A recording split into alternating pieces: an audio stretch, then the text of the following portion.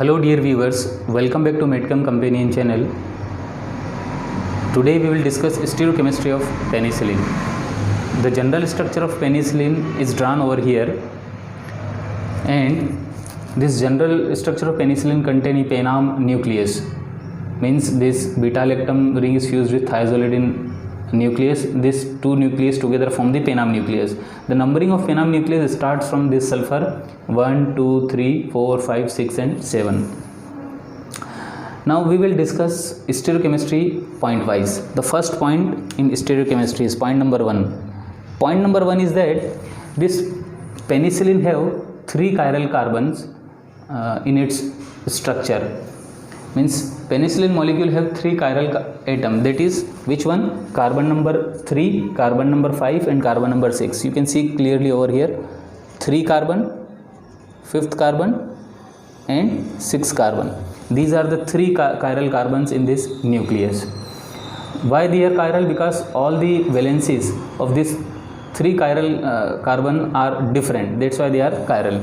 So this is your first point. Second point states that all the natural and semi-synthetic derivative of this penicillin have the same absolute configuration.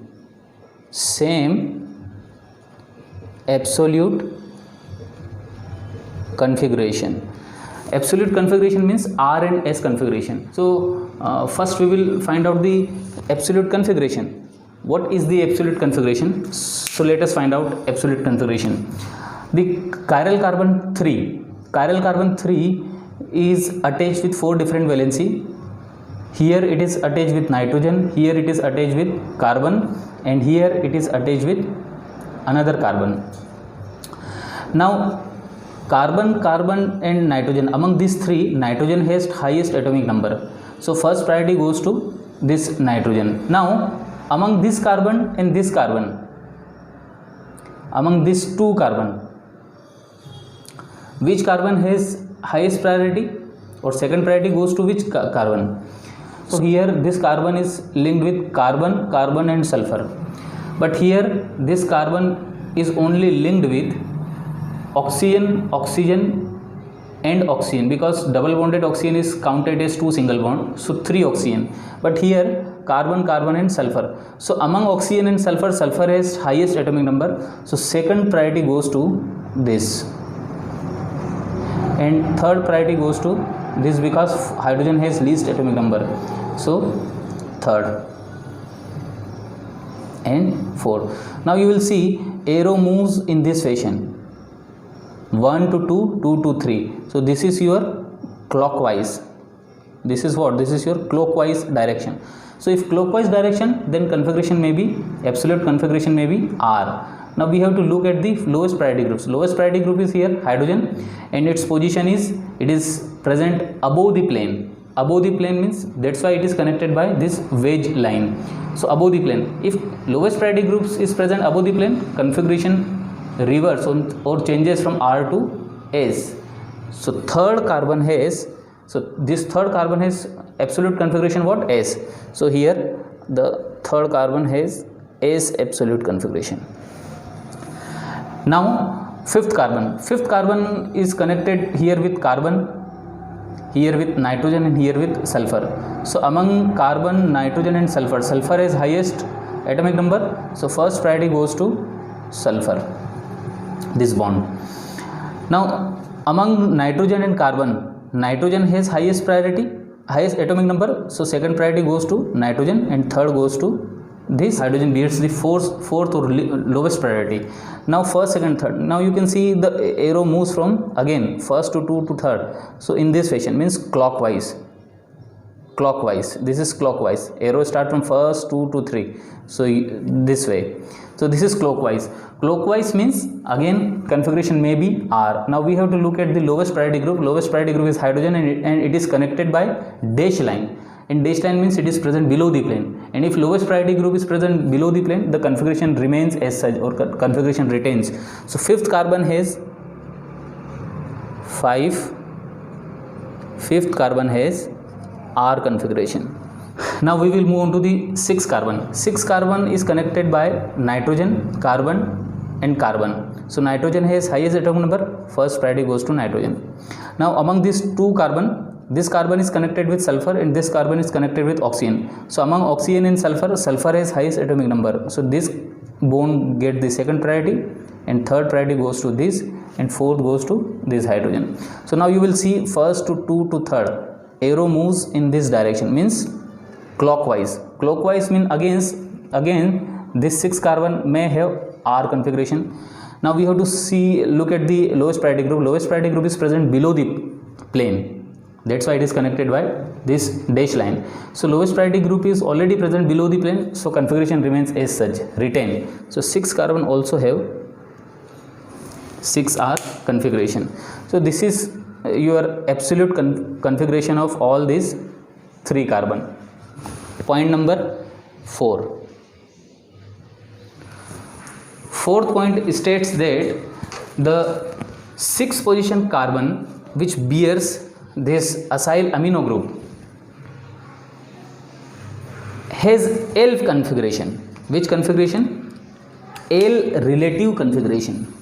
So this 6 carbon has L relative configuration. So here 6 carbon has what? L relative configuration, whereas this carboxyl bearing carbon on third position, this has D configuration, capital D. Third carbon has D configuration, D relative configuration. Now point number 5th. The point number 5th states that acyl amino group and carboxyl group are trans to each other. What does it mean?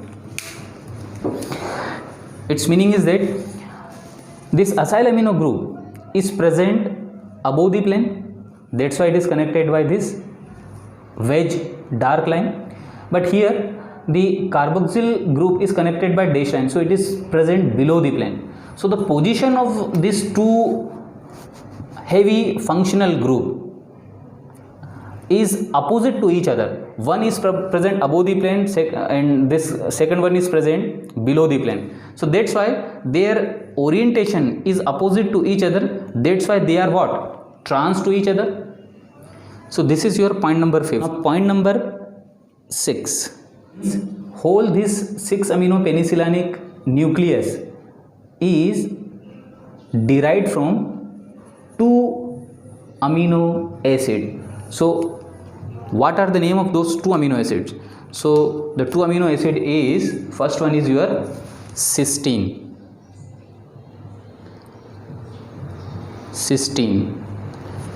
and second one is your valine. Now can you find out the amino acid present in this nucleus? Yes, of course. You will see here, if we break this molecule from this position,